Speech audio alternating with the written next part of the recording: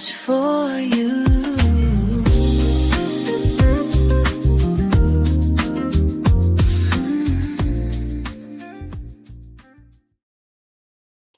Hey, come on in, come on in, come on in. It's Tuesday. The time is now 8 p.m. Central on a Tuesday, and I'm here because it's time. It's time for Tea Talk Tuesday. Hey, how you doing? I'm so grateful. Whether you're in person or you're watching the replay, that you've just taken time out to click on the link and say, "Hey, let me see what's going on at Tea Talk Tuesday." And if you are here, I just I feel this thing way down deep in my spirit that it's comeback season. It's comeback season. Have you ever faced a failure so painful that you question if you could even recover? If you were with us last week, we were in the book of Joshua 7, and it taught us that disobedience and hidden sin can block our blessings and lead us into unnecessary battles. But today, we are in Joshua 8, where we will see the incredible restorative power of God when we make a decision to realign ourselves with Him. This chapter blessed me. It is a chapter about redemption, divine strategy, and stepping back into the victory God had already prepared for the Israelites. Because why? It's comeback season. If you've been struggling with setbacks, feeling like past mistakes have disqualified you, or wondering how you're going to move on after failure, stick with me. I got a word from you. I got a word for you from the Holy Spirit. And last week, was kind of low because we talked about in Joshua 7, it was where the children of Israel were defeated and died because of hidden sin and self confidence instead of God confidence. And like so many of us, there are times where we have unexpected losses, that we encounter things that overtake us when we assume that we would be able to overcome them. There were these sneak attacks, these sucker punches. Like I was doing the will of God. It seemed like all I could do was win, win, win, no matter what. And I took an unexpected loss. But instead of staying stuck in despair, Joshua cried out to God and he sought God for direction. And as we enter into Joshua 8, verse 1, God tells Joshua, don't be afraid and don't be discouraged. Why? Because God gave him God gave Joshua a second chance to fight I. But this time, Joshua knew enough to do it God's way. Now, what changed between Joshua 7 and Joshua 8? Because it's still the same battle. They've already overtaken me. They've already humiliated me.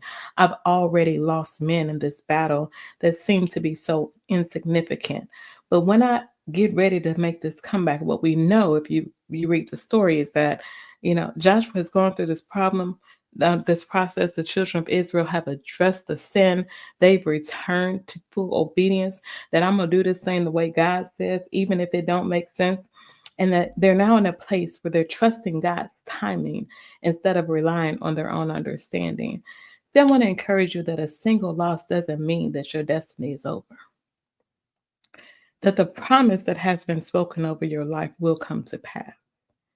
And that even if you experience failure, that failure is just an event. It's not a part of your identity. We know that God is a God of second chances, and He's ready to lead us into victory when we make the decision to humble ourselves, listen, and obey. The truth is, our past mistakes don't have to define our future. Our past mistakes can be set, or our setbacks can be set up for a better comeback, a greater comeback, because it's comeback season. And when you think about the setbacks in your life, like what lessons did we learn? Because it was part of my process and it's still preparing me for my promise. And if I can just change my perspective to say it didn't work out the way that I thought it would, I thought I would be further ahead. It seemed like these things have overtaken me. I thought that I left my despair in the wilderness, but I found that even though I've crossed over the Jordan, that I still have disappointment. I still find myself in a place of discouragement. But the reality is, when I went and I inspected that thing, I'm discouraged and I'm disappointed because I disconnected from God's divine plan for my life. Even though I took a loss, even though I failed, even though I fumbled, it doesn't impact my future. See, the first time in Joshua 7, when Israel fought this battle, they did it without God's blessing because I knew that I had a promise over my life and I took it upon myself to assist God. And what I found is that I took a L because I fought without God's blessing. Because even though I was in partial alignment, partial obedience is still disobedience and it leads to unnecessary struggles. But when I'm preparing to make a comeback, I'm going to fight this battle with God's instruction. See, the battle is the same, but the strategy is different. See, instead of rushing in with self-confidence, I've decided that I'm going to wait on the Lord and on His perfect timing, because we know that when we wait on the Lord, He will renew our strength. And so what God does in this season is He gives me an ambush strategy. He gives me a strategy that's going to work because I'm following God's lead and not my own. And sometimes it may not make sense what God is calling me to do. But I don't know about you. Some trust in chariots and some trust in men. But I will trust in the name of the Lord. See, sometimes we struggle not because of external opposition, but our struggle is that we're not fully aligned with God. We don't agree with what He's telling us to do. We want the outcome, but we don't want to be obedient. But we must understand that obedience is the key to sustained victory. Because just because I won in the last season, I was able to cross the Jordan and see the hand of God moved. And I thought because I saw the hand of God in the Jordan, that now I got the hand of God and I can do this thing my way. And what happened is that when I got to AI, God's destruction may not make sense. It didn't make sense. But we know that His ways are higher than our ways, and His thoughts are higher than our thoughts. And yes, He is the Lord of the breakthrough. But if I'm going to experience breakthrough, I have to make a decision that I'm going to be fully aligned with God's instruction. No, I'm not just going to partially obey do the things that make sense to me and do the things that I agree with and do the things that I'm comfortable with. The reality is God called me out of captivity. He helped me in the promise in the wilderness. He provided for me in the wilderness after He called me out of captivity. And now if I'm going to enter into the promised land, I'm going to have to make a decision to be fully aligned with His instruction. I don't know about you, but I didn't come this far to only come this far. Yes, I've had some good days and I've had some bad days and I've had some hills to climb. But when I look back over my life and I think things over, what I understand is my good days outweigh my bad days. I won't complain, but I also won't be complacent. I'm also not going to conform to this world. I'm going to answer the call of God that has been spoken over my life, and I'm going to move forward in what He commanded me to do, because I know that the promises of God are yes and amen. I know that He wouldn't call me to do something. He wouldn't call me to walk into a room if He wasn't going to open the door, and He wouldn't open the door if He had not deposited everything that I need to make an impact and an influence at that table. So I'm just going to ask you today, in what areas of your life are you following your own way? In what areas of your life are you leaning on logic? On what areas of your life are you conformed to this world? In what areas of your life do you have habits and mindsets that don't align with the will of God, but they make sense for this season? And I want to encourage you to make a decision to let it go and to follow God's way and identify one act of obedience. It can be a small thing that you can make today. It may just be, Lord, I choose to forgive, even though my heart is broken. I choose to forgive, even though they're not sorry. I choose to forgive, even though I took a loss. God, I trust you, and I surrender control, even though I don't know how this thing is going to work out. God, I make a decision to let go, to take my hands off of it, to obey what you said. I make a decision to stop fighting against your will. I make a decision to agree with you. I make a decision to do what you said. I make a decision to open my mouth and cry aloud and spare not. In this season, I make a decision to follow God's way. Because what we understand is that it's the divine strategy that wins battles. And in this, if we're going to make a comeback, we have to get to the place where we trust God's plan over our own plan. See, in Joshua 7, the Israelites assumed that it would be a easy victory because they fought Jericho without fighting. And instead of consulting God, they acted on assumption and experience. And that decision led to failure.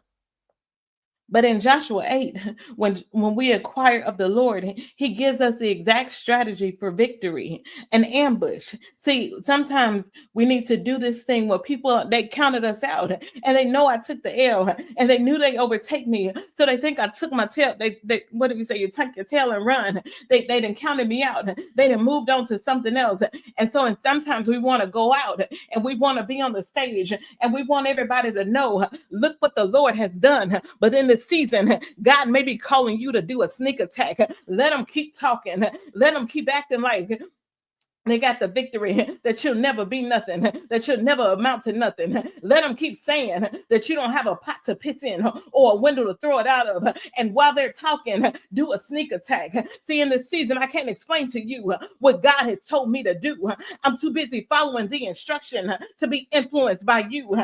I just got to do what God said told me to do. See, I can't listen to you because I'm too busy listening to my Father, and I have to follow his instruction exactly. And so while I'm sitting and wait, I'm seeing what you're doing and I'm seeing how you're moving. And if I'm going to be honest, in my flesh, I'm frustrated. In my flesh, I'm a little bit angry. In my flesh, I don't feel that it's fair. But instead of moving ahead of God, instead of rushing the process, I made a decision that I'm going to do it God's way, because I knew when I did it my way, I took an L and that didn't work. And what I understand is, even though I had victory in Jericho, what worked in that season may not work in this season. And sometimes God is asking us to wait, to prepare, and to move strategically instead of rushing ahead. But if I'm going to be honest, there's some things that I feel like I got to hurry up and accomplish because I wasted so much time in the wilderness and I was kept up and bound up in captivity. And I feel like, God, if you're going to do this thing, I got to do this thing quickly. After all, your word says that you're doing a new thing, and it now is spring forth, and do I not know it?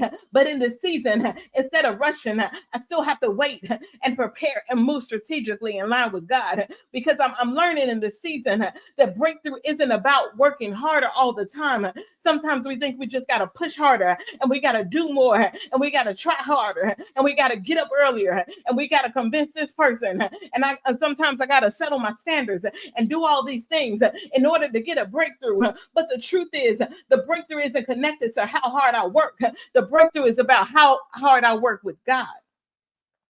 Sometimes my breakthrough won't come through force, but it'll come through faith. Woo! See, I'm trying to force something when I need to face it. I'm trying to make it work when I need to worship. I'm trying to push that thing out when I just need to prayer, because this next breakthrough, it won't come through force. It's going to come through faith. I told y'all I feel this thing down in my spirit. And so what areas are you relying on your own strength instead of God's wisdom? And we're worried, but how much time have we taken to pray for a defined strategy and wait on God to reveal next steps before we move? Because in this season, I don't want to move ahead of God. God, I know I'm frustrated and I know I'm irritated and I know I'm aggravated, but what is the will of God concerning my situation? God, what would you have me to do? We talked about 1 Samuel 30 a couple of weeks ago, and David said, yes, my heart is broken, and yes, they're ready to stone me. And yes, I took this L because I was out trying to help other people, and it felt like I was doing a good thing, but I didn't inquire as to whether or not it was a God thing. And even though I want to hit back, even though I want to fight back, even though I want to let them know, I dare you come against me. Don't you know that I'm anointed? Don't you know that there's a word of God that has been spoken over my life? How can you do this to me when I was good to you? How can you do this to me? How can you let this happen when I was doing your will? But even though David had all of these emotions. And when he got back, instead of responding out of frustration, instead of responding out of his flesh, he took the time to inquire of the Lord, to inquire and say, God, what is your will concerning this situation? I know that I'm ready to slay all these people, but I need a strategy. And his first question was, God, shall I pursue? See, I need to know, God, I know how I feel, but I can't rely on my flesh and I can't rely on my logic. So, God, shall I pursue? In other words, do I need to handle this or do you got this? Do I need to take my hands off or do I need to go ahead and say, God, I need you to teach my hands to war and my fingers to fight because I done wasted enough time on my own understanding. I done wasted enough time doing things my way. And so, God, regardless how I feel, help me to understand, what are you calling me to do? Because I understand that this breakthrough won't come through force, but it'll come through faith. I got enough faith to wait. I got enough faith to prepare. I got enough faith to align myself with the will of God because I've made a decision that in this season it will be God or it will be God. And when I decreed that, what I didn't realize is that meant it won't be me. It will be God or it will be God. So no matter how I feel, it will be God. No matter what I think, it will be God. No matter what I go through, it will be God. No matter what they take from me, it will be God or it will be God. And so I want to encourage you to prepare and to pray for a divine strategy. I'm trying to get this out because I don't want y'all to miss it. We almost there.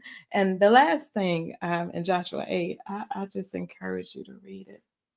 If you're in a situation where you say, God, I thought that this was my season to win. God, I thought that this is the season where I wasn't going to have to take it. I thought that my season of struggle and getting by and just enough, I thought I left that in the wilderness. And now I find myself uh, with a loss that I didn't anticipate, with a medical report that I didn't anticipate. There are things going on in this world that we didn't anticipate. And it can be easy if you're not intentional to be locked up in fear and worry and say, oh, I just need to worry about my four and no more. I just need to worry about how I'm going to make sure that we survive it. But the truth is, the only way that I survive this far is with Jesus. And so why would I change that strategy now? I don't know what's ahead, but I know in whom I believe. I know who's ahead of me. I know who goes before me. I know who is the author and the finisher of my faith. I know who predestined me for greatness. I know who spoke a word over my life. I know who anointed me. I know who put gifts on the inside of me. So no matter what happens in this world, I told somebody this week, I got too much seed in the ground to worry about who's sleeping in the house. In this season, it will be God or it will be God. And so I just want to encourage you, I'm trying, y'all pray for me. That rededication matters. That it's one thing to obtain a blessing. It's another thing to maintain a blessing. And if you're familiar with the story, if you're familiar with the book of Joshua, you know that Joshua, they fought the battle of Jericho, and God's instruction in that battle was, don't worry about the wall that's beside you, worry about the ark that's in front of you. And because they followed the instruction of God, because they were silent when the situation said that they should have been able to speak, when they did what God said without complaining and without murmuring, when they moved their feet instead of their hands, when they used the weapons of our warfare, which were not carnal, but they were mighty through God, that the wall fell down. And they left that battle and that victory, and they went into Ai, and then Joshua 7, they took a hold, they got whipped, they got whipped. And so when they made this comeback, Joshua now has matured to the point where he understands the importance of spiritual alignment. And the reason that I believe that is because after this victory, Joshua does something that he didn't do previously. Instead of rushing into a battle, he stopped and he built an altar. How many times do we stop after a victory to build the altar? The Bible says he renewed the covenant by reading the entire law of Moses before all of Israel. So many times we're quick to pray when things are not going the way that we expect. We're quick to pray and seek out the Lord when we need direction. God, get me out of this. I feel my back is against the wall. I feel that there is no way out. And God, I know that you are the God of the impossible. But when we have a clear path forward and God has done exactly what He said He was going to do, when we're in a season where everybody wants to celebrate us and congratulate us and tell us, how great it is and how they believe in us and they wouldn't have made it this far without us and everybody is on our side, do we take time to stop and build an altar and say, God, I know that this happened because of you. I decree that it will be God or it will be God. But when God shows up and moves on my behalf, do I take a moment to make a memorial, even in my heart, to say, God, I thank you. And this matters because it shows that Joshua knew that success, if I'm going to really have success, it comes from staying spiritually aligned with God, not just winning a battle. We have to be careful because we live in this world where people celebrate your wins, but they don't inquire about your alignment. They don't really care about what you're aligned with. They just see you taking win after win after win. But if I'm going to have real success, if I'm going to obtain a blessing and maintain a blessing, then the foundation has to be my spiritual alignment. Because whether I win or I lose, I'm still going to stay spiritually aligned. See, I have to make sure that that is my decision and that is my covenant. Because we know if we go to the story of David, that he was anointed king and then sent back and to function as a shepherd. And if I'm not spiritually aligned, I can say, oh, well, the prophet is lying. This don't make no sense. Who do you know what's been spoken over my life?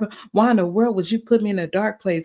Why in the world would I have to struggle? Why in the world am I crying at night? Why is nothing working for me? When there is a word that has been spoken over my life, I've been confirmed and I've been affirmed, and everyone has saw that I got the oil. But even though I got the oil, it seems like I'm still struggling and I'm not winning battles. But I came to encourage you that if your alignment is intact, you already won. Don't wait till the battle is over. Go ahead and shout right now, because we have to get to the place that we understand that victory just isn't about winning fights. It's about staying connected to God. Because here's the thing, the Bible says that when I walk through the valley of the shadow of death, that you are with me, that your rod and your staff will comfort me.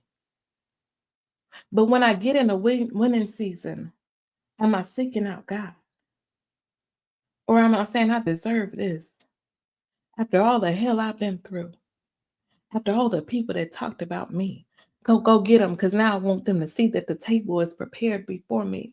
Or I'm aligned with God, because what if God, hmm, what is God is allowing you to win, to go back and minister to the same people that tried to kill you?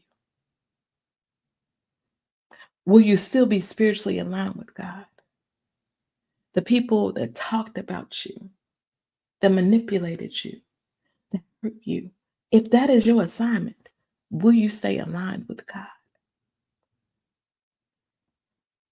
Because, like the Israelites, we have to learn our lesson that alignment is more important than accolade.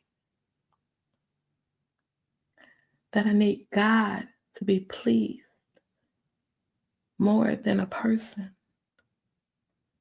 And that I should never be so focused on success that I forget that it was God who made it possible.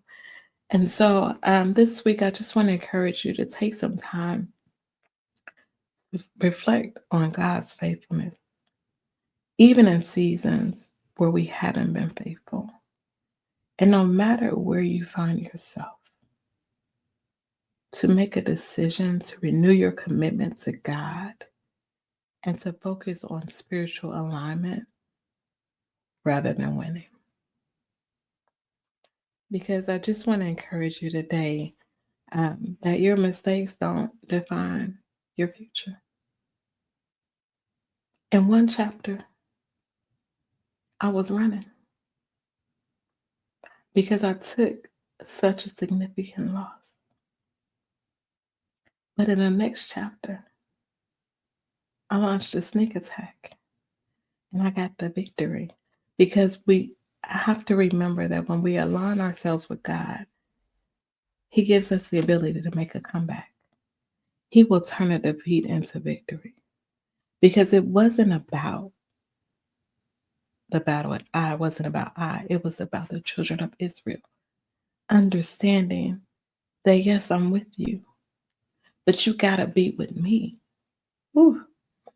Yes, God is with me, but I have to make a decision to be with Him, to not run so far ahead or lag so far behind, just to make a decision that, God, I trust your timing. I trust your treatment. And if you allowed me to experience it, I know that it will work together for my good.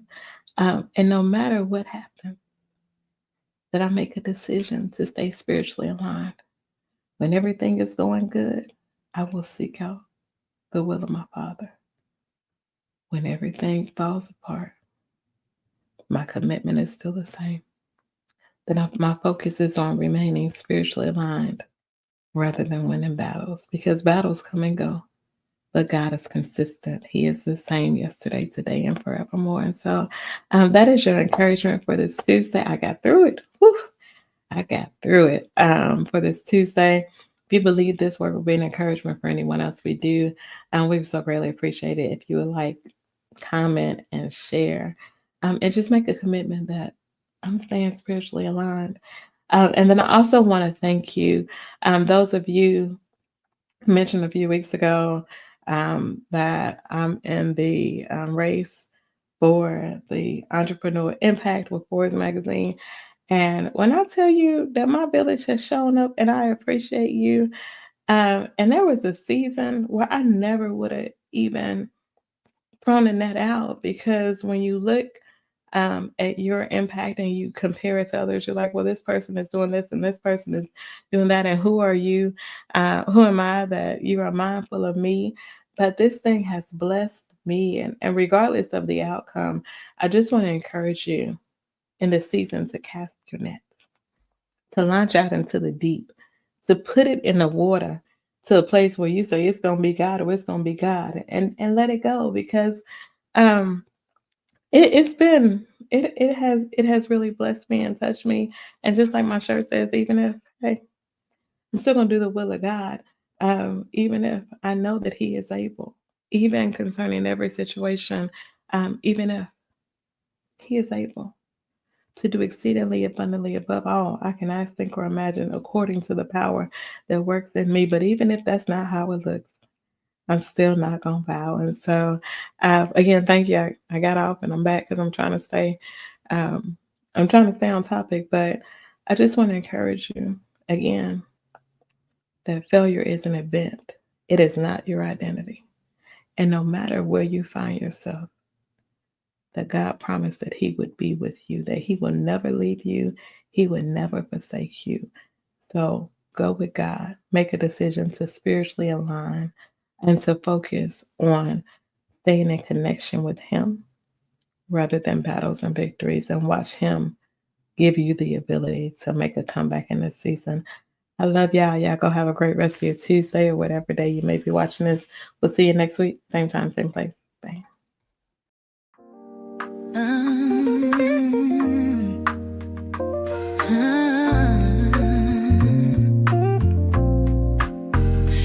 When the week begins to dim its glow, Tuesday's here to steal the show.